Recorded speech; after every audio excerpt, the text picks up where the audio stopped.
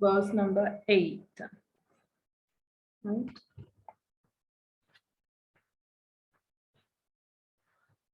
So I will read in the book, pour moi, les pages 119, verse number 8, the one in italics. So here again, we are talking about Brahman, the qualities of Brahman. Let's see, what does it say? Brahman is not perceived by the eye, nor is described by words, nor is known by the senses. That is, God cannot be perceived by the senses. We can't see, hear, touch God, not at all, right? We can't. God is formless, right? He is not attained by penance, nor by rituals. This is important. Normalement, quand on fait penance, penance veut dire austerities, penance, like longtemps, des gens qui peuvent faire sages, they were doing meditation, standing de debout de l'eau à pieds, de la montagne, in the forest. You know, they do intense sadhana, right? So this is penance, right?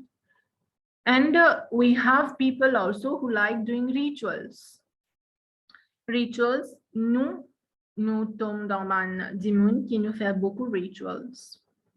Nous, en général, hein, without pinpointing anyone, en général, nous fait beaucoup rituals qui penance, right, in this Kali Yuga.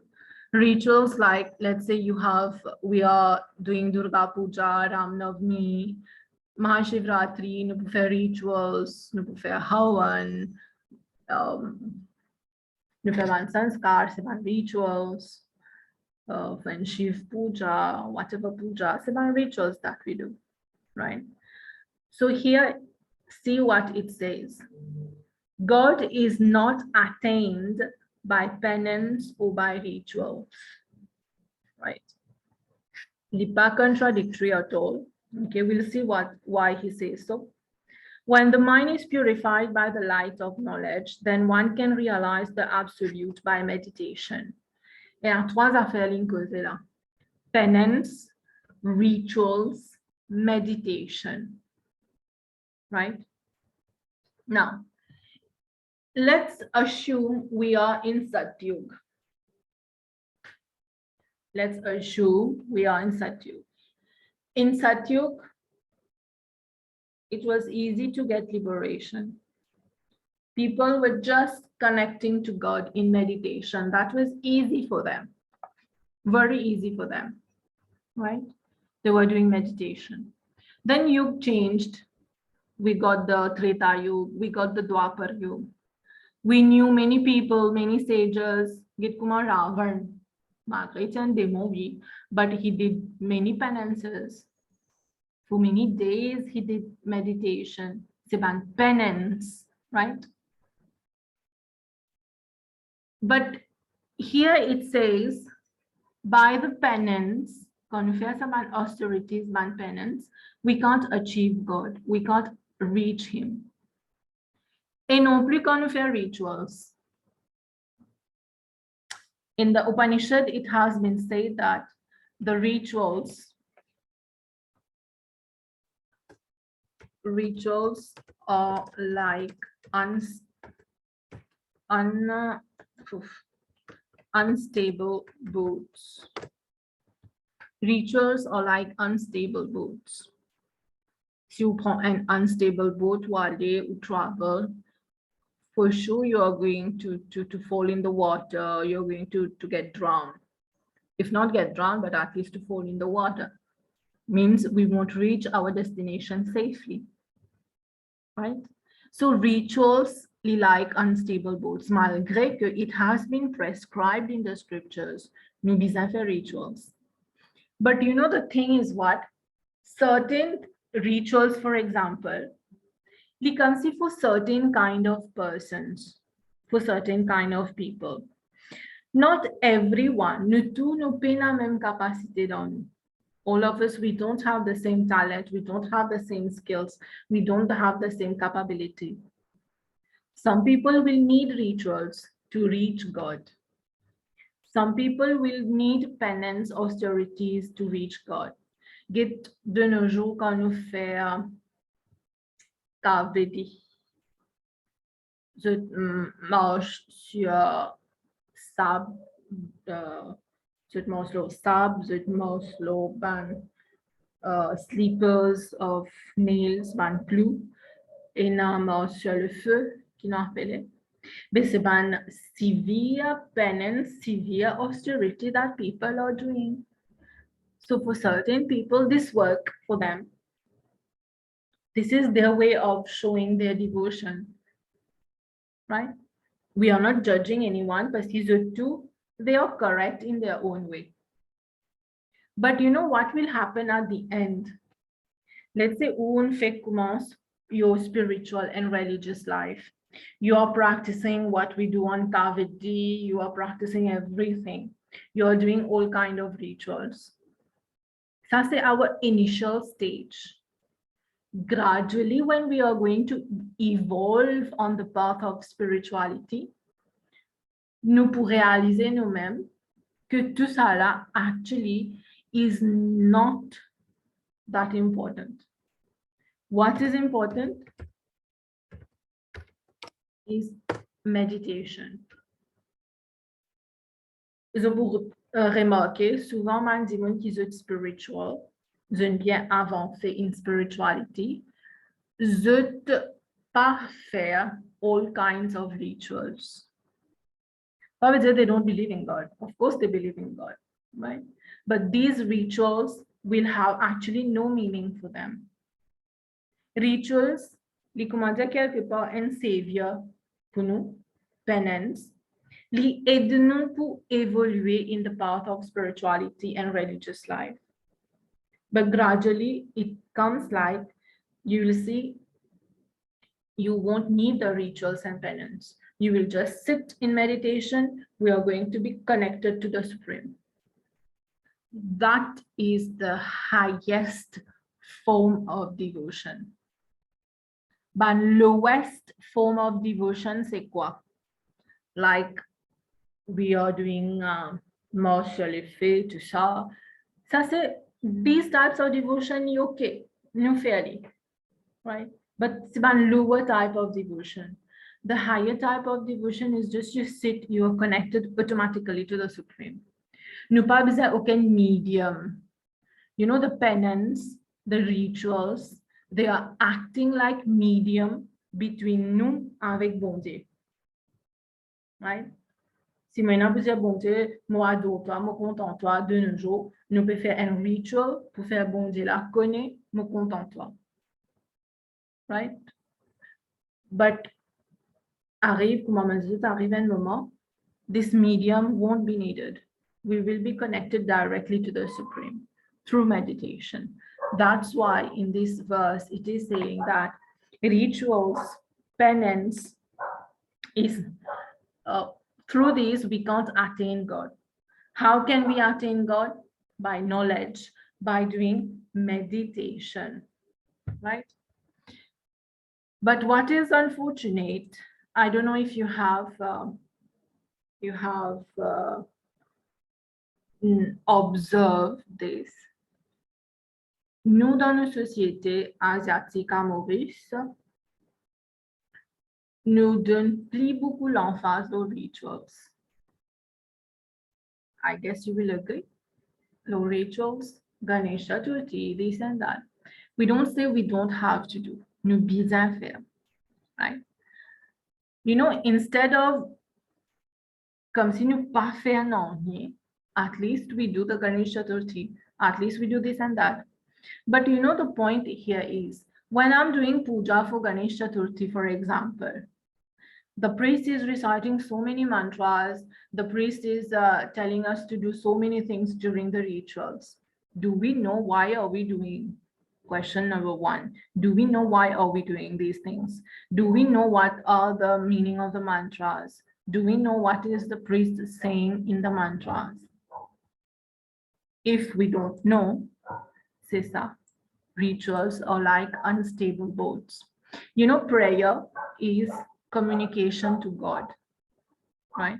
Prayer is, my parents be out of subject maybe. Prayer is the communication to God. If I have to communicate to you, etc. For example, I'm communicating to you. How will I do that? Of course, I will say in simple words, in English, in French, in Creole, in something like, you need to do the work. I am communicating and you are understanding, right? But let's say you are communicating to God. You are saying a mantra. Let's say, Om Bhurvaswa.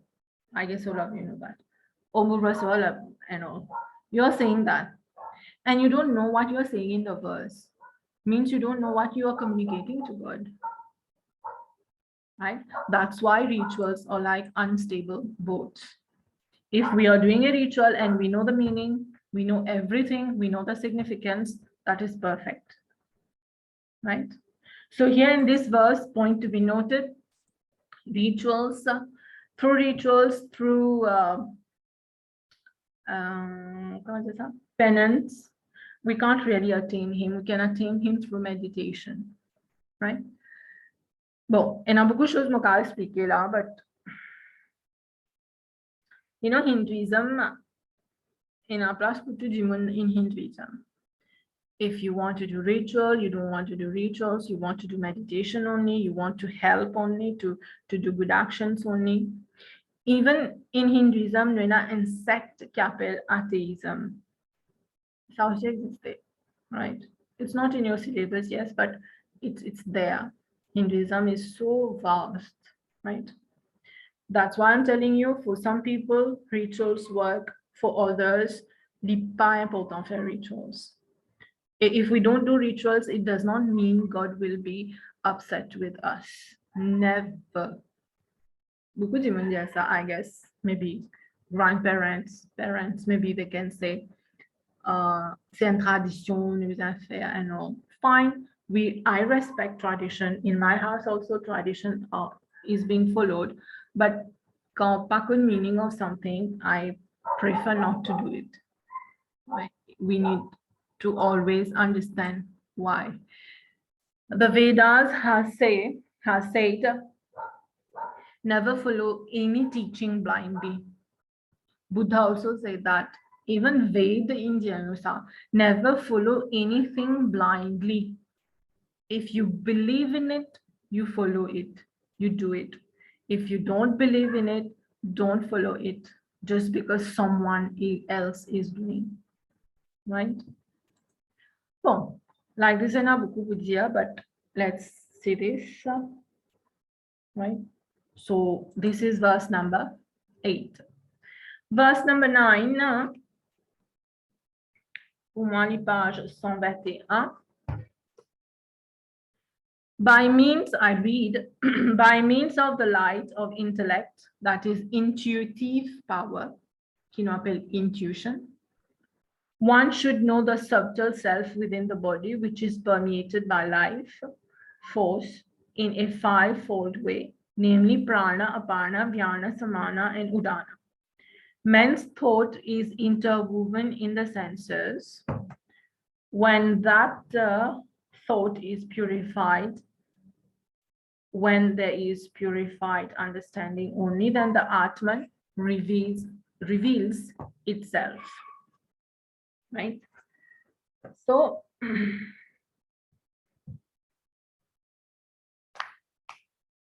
here we are saying that through intuition, intuitive power, through intuition, we can realize that soul within us, self-realization.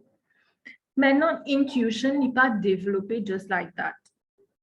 Nous tous, nous avons intuition, right? All of us, we have that. But n'est pas vraiment développé as such. Nous l'évaluons, right?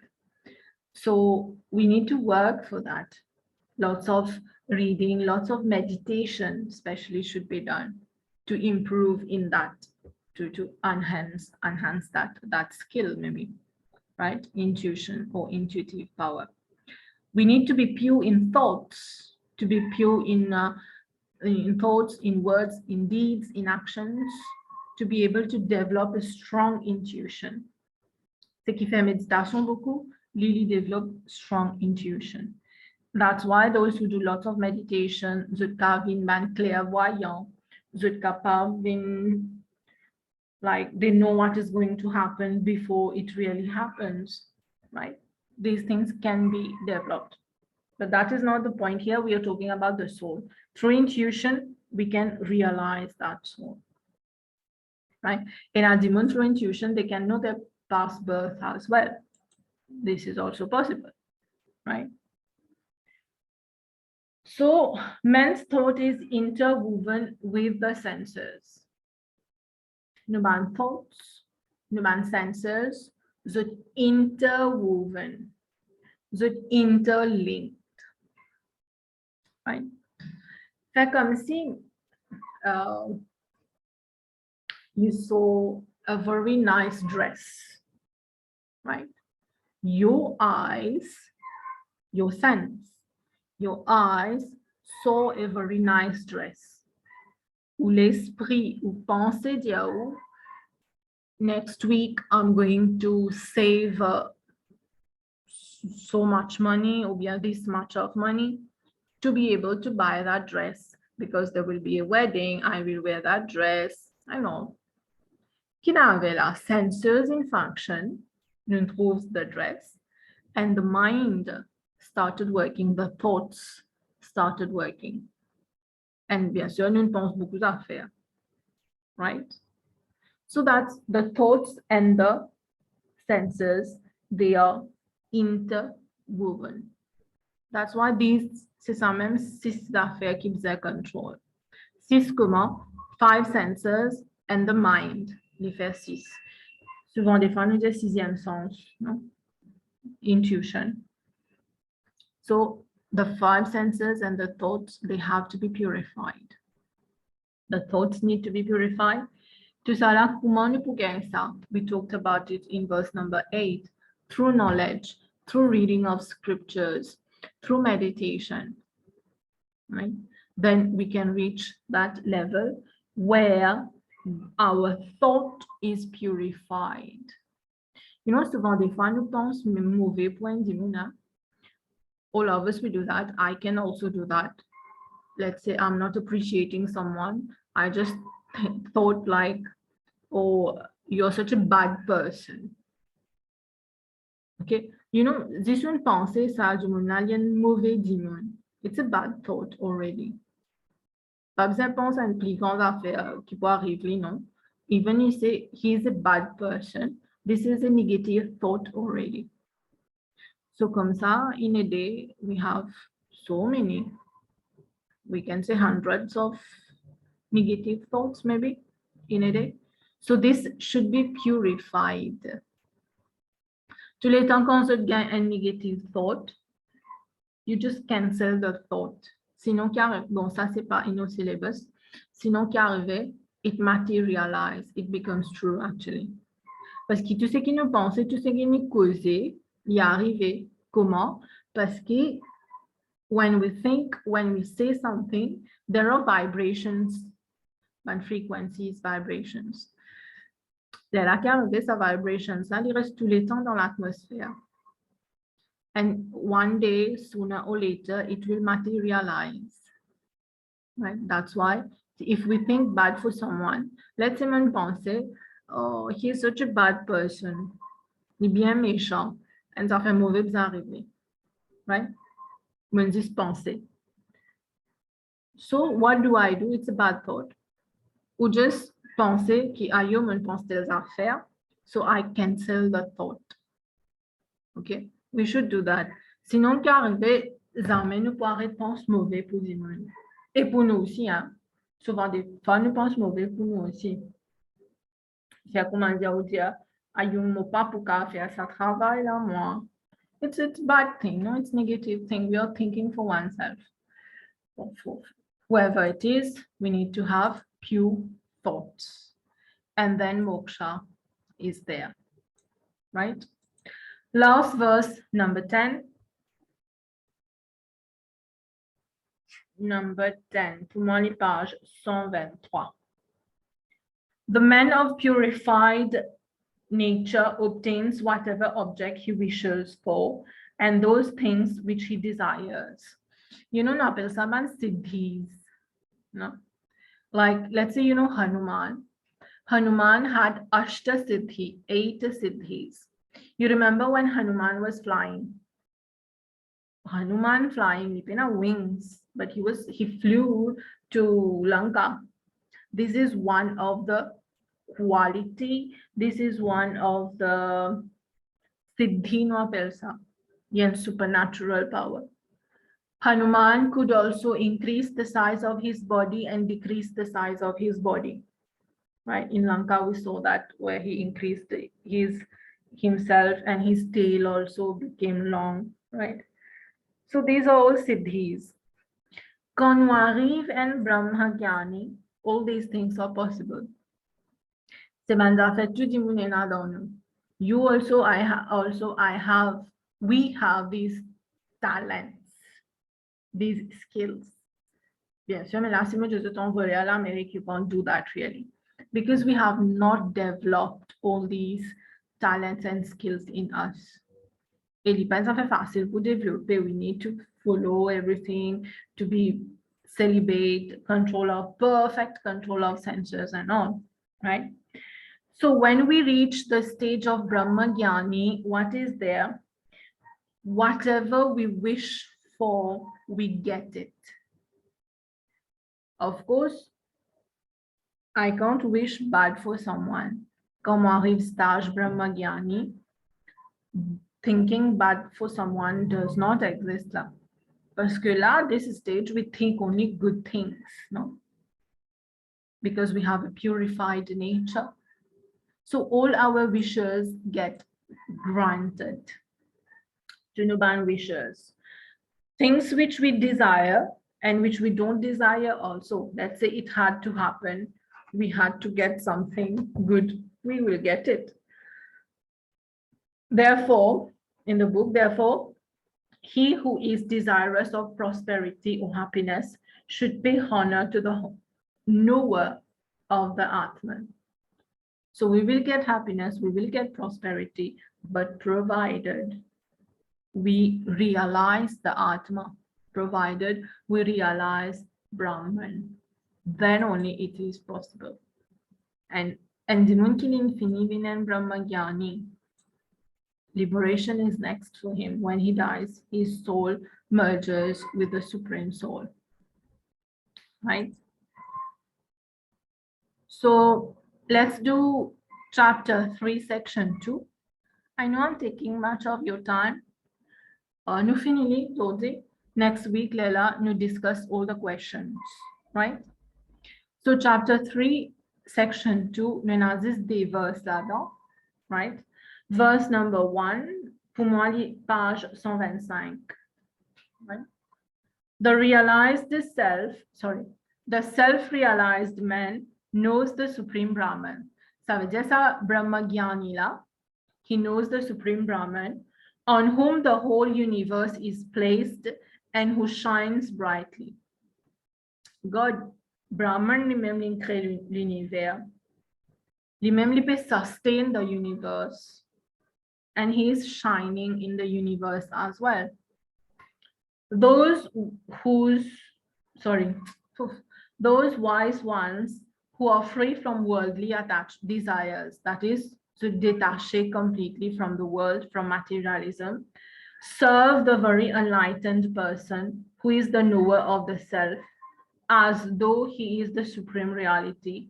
Go beyond this human seed. They are not born again. The one who reaches the state of self-realization, he is totally free from all the worldly desires, from all the attachments, right? And he lives. You remember initially I told you about the word equipoise. He is in the state of perfect equipoise. That is, He is not affected by the pair of opposite, perfect equipoise, the Brahmagyani. He experiences the state qui nous appelle Aham Brahmasmi. He and God is one. They are one, right? He sees no difference between lui avec God. He sees no difference lui avec les autres also. He sees God in all. And he go beyond this human seed. Going beyond human seed, Vidya, he is not born again. He gets moksha. He gets liberation. Right? Verse number 2. For me, it's on page 127. He who thirsts for objects of desire, in a desire, right? Thinking over them for a long time. We always ponder, okay, I want this, I want that. We always keep on thinking about it. Is born again. Qui fait? Parce que you know what we call desires and thinking a lot about something, it means attachment. Because of the attachment we have for materialism, because of the attachment we have for all the objects we want to possess, we desire, right? We will be born again and again. Ça veut dire, not to be born, nous besoin desireless. Pas besoin aucun désir, pas besoin aucun attachment, right? Krishna also has stated that in the Bhagavad Gita. He said that, laisse-moi continuer ce qu'il y a dans le livre, sinon I'll mix up things. So, thinking over them for a long time is born again here and there. Here and there means we can take any birth, anybody. Anybody means n'importe qui les co, human, plants, animals, whatever. For satisfaction of those desires. We will come again on earth, again and again, so that those desires can be satisfied. But he whose wishes are fulfilled and who has realized the Atman, all desires disappear, even in this life on earth. Right? Ce qui pena désir, ligay, moksha. So I was saying Krishna in the Bhagavad Gita, he has stated that we become what we think at the time of death. I'll take the example Krishna took in the Bhagavad Gita. Le moment that we are dying, we will be having thoughts, no? The automatic. The moment we are dying, we will be having thoughts. Whatever we are thinking, and then we die. He says that if at the time of death we are thinking about a dog, we become a dog. So the point here is what? To have good thoughts. Why? We don't know when we are going to die. De nos jours, dans quel cas death happens, bien brut à terre. Mon cas sorti bien le matin, tantôt, I'm not back. This happens. And when I promener quelque part, les noyer. These things are very common and is happening, no? So the thing is to constantly, constantly remember God. Because we don't know when we are going to die. So when we constantly remember God, and if at a particular moment we are dying, means we are taking the name of God, we are remembering God, means we get moksha. If not, we will get a better birth in terms of we will be a better person or something. We will be spiritual. Like a sage, a guru, a master or something. It's like that, right? So since we don't know our time of death, we don't know our time, our place of death, so we need to be prepared for that. And to stop all the desires. Still we have desires. De nos jours, nous tous nous avons desires. You want to pass your exams, you want to have a good career, you want to have lots of money, you want to do this, to do that. All of us we have, but actually those things do not lead us to moksha. But if we are having the desires also, there should not be the attachment. Merely automatic coin and desire in an attachment. The automatic, right? The thing is to be detached, there shouldn't be desires, right? So this is verse number 2, and this is the Mundaka Upanishad. I guess I already sent you this PDF, right? So